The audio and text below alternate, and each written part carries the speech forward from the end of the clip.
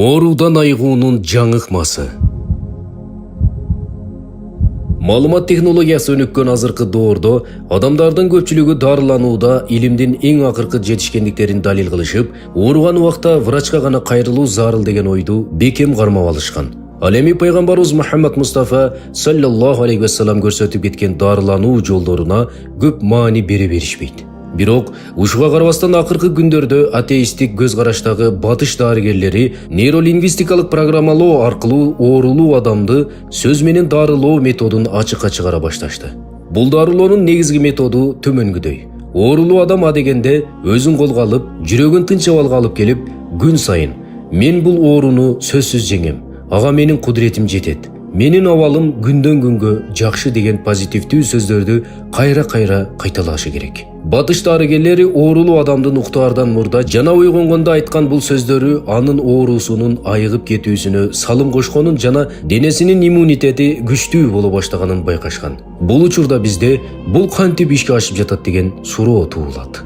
Чындыгында жогоруда айтылган сөздөгү позитивдүү информациялар адамдын мээсинин клеткаларына өзүнүн оң таасири тийгизери аныкталган. Ошол эле убакта мээнин клеткалары да өзүнө келген информацияга таянып иш жүргүзөөрү ачыкка чыккан. Эгерде ар бир клетка өзүнө келген информациянын негизинде иш алып барса, демек адамдын бүткүл денеси өтө кылдат информациялар торчосунан турары маалым болот. Ал эми адамдын бүт денеси орточо 37,2 триллион клеткадан турат. Ошентип денебиздеги триллиондогон клеткалардын ар бири бизге келген позитивдүү жана негативдүү информациялардан таасирленет. Мындан бир эле клетканын бузулушу информациялар торчосунун иштөө мыйзамын үзгүлтөккө учуратып, адамдын денесинде ар кандай ооруларды пайда кылаарын билебиз. Ошондуктан ден соолугуна көңүл бурууну каалаган ар бир адам күндө жууп тазалаган денесине гана эмес, балким көзгө көрүнбөгөн ар бир клеткасына чейин кылдат мамиледе болушу керек.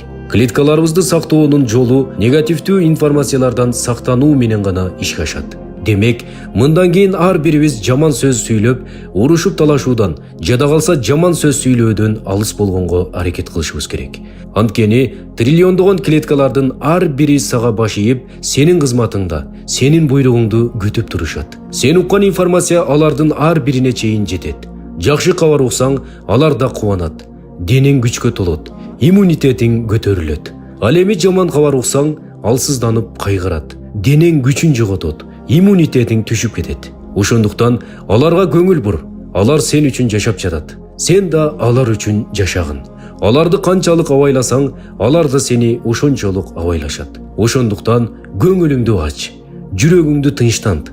Жакшы адамдар менен сүйлөш, сырдаш, жаңы кийим кий, көбүрөөк кайрымдуулук иштерди жаса. Бас, салкын парктарда сейилде, бийик тоолорго чык, таза аба жутуп, терең дем ал. Шаркырап аккан сууларга карап жакшы ойлорду ойло. Жыпар-жыттуу гүлдөрдү жыттап рахат ал. Кооз табиятка көз жүгүртүп, жараткан Алланын кудуретин таанып бил. Бийик үн менен менин ден соолугум жакшы деп кыйкыр. Кыйкырганыңды тегеректин баары уксун. Эми чын жүрөктөн баары жакшы болот. Мен буга ишенем деп өзүңдү ишендир. Ошону менен бирге ата-энеңди ыраазы кыл. Аларды кубант, аларга кызмат кыл. Аларды капа кылган болсоң, кечирим сура. Бир туугандык мамилеңди бекемде. Анткени сага алардан артык эч ким чын жүрөгүнөн күйбөйт. Чындыгында позитивдүү жашоо ооруган адамдын оорусуна дары болуп, ага кайра ден соолук алып келет. Бул маалымат «Оору жана шыпа» деген китептен алынды.